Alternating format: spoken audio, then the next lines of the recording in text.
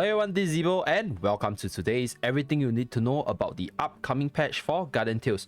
So in today's video, we're going to run through the upcoming patch for the global server, which is the current patch for the KR server. So without further ado, let us start today's video.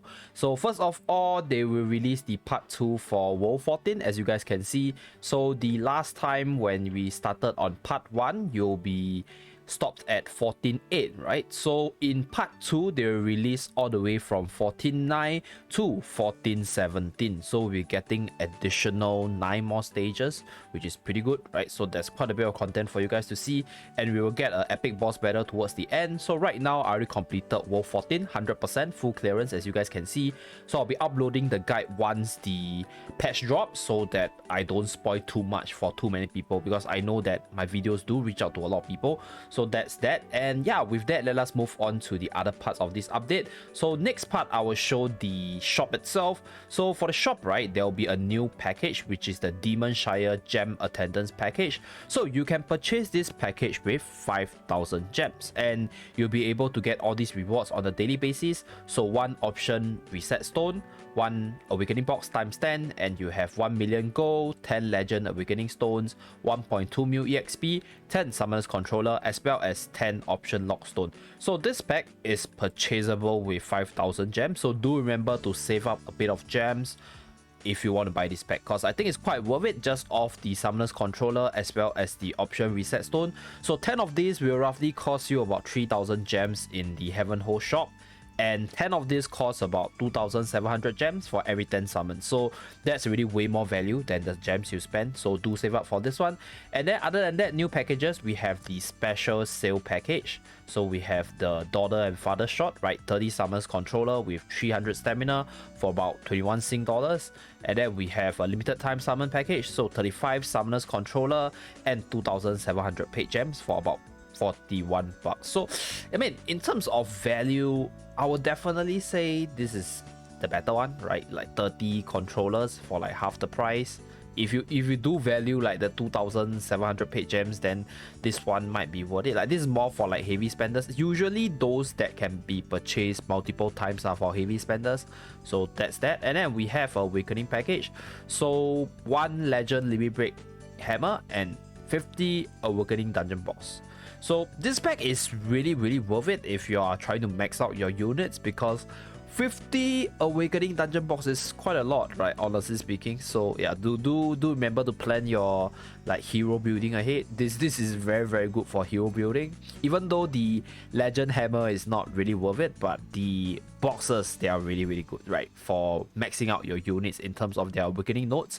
And obviously we have the 500 stamina package, so, and also the limited time gem package. So that's basically it for the World 14 part 2 limited banners. And let us move on to the next part of this patch. Okay, next up we'll talk about the hero in the hero up banners. So we have your Demon Shire's Count Cloud, we have Arabelle, we have Tinia, as well as Bianca. So these are the 4 range unit on the banner. And then together with the hero up banner, we have your summoning event, which will give you your mileage tickets for every 20 summons. So 10 tickets for every 20 summons, up to 80 summons for equipments, as well as heroes over here. So that's for the events. We'll also be getting your stamina events as usual, so nothing new about it, right? It is the repeat of everything. And we have your shards for Tinia, Bianca, as well as Arabelle. So use this to plan your route ahead. Next up, we have the hero buffs. So for the hero buffs, this time round, they actually buff the skill damage units. So we have Mia, we have Bari, we have Veronica, we have your 2-star units such as Coco, Gergas, as well as your Gramarye. So other than that, there's also the Eleanor, which is a hybrid between the both. So Eleanor is somewhere over here, right? So Eleanor got a buff for the skill damage part. And the biggest winner, or the units with the most buff, I'll say, is definitely Bari this patch. So other than the skill damage buff, her exclusive weapon also got a buff. So on hit, it increases her attack by 1% for 60 seconds every 1 second. So if you consider the slow attack speed of Bari, this buff will probably get you up to about what, plus 20-30% max, right, depending on how lucky you are, because the swift bullet spell considers as 1 hit. So multiple hits procs multiple attack boosts, but probably not that good for arena content. So far, I haven't seen anyone try her in arena yet. As for raid, I haven't seen people use her yet, right? Although this one seems really good on paper, but we shall wait for more time for people to experiment, because I'm pretty sure a lot of people actually resetted Bari due to the recent changes to Mariel. So that's one thing to take note of.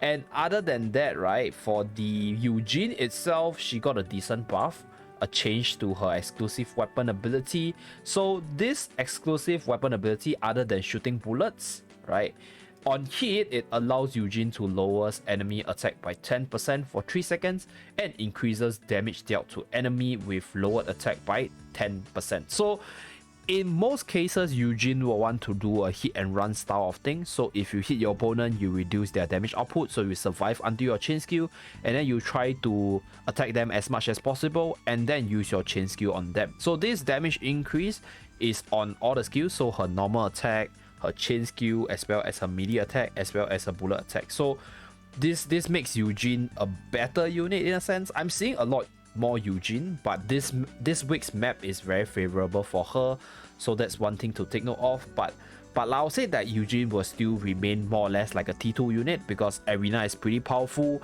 and you have a lot of really strong units all around, so you can still use Eugene, right? She will probably fit into your melee teams, and once in a while, if you try to run defensive melee with her, she can be pretty good there, right? If you have the correct map and if you have the correct matchups, Eugene is pretty uncatchable, and she can literally just ram through multiple targets if you're not prepared for her.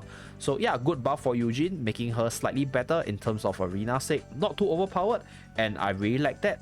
And then yeah, that's pretty much it for the hero buffs. There isn't really anything major, so these two are the major hero buffs. And let's move on to the last part of today's video. And for the last part of today's video, I'll talk about the bingo machine. So this game mode is not new for people who have been around for a few months.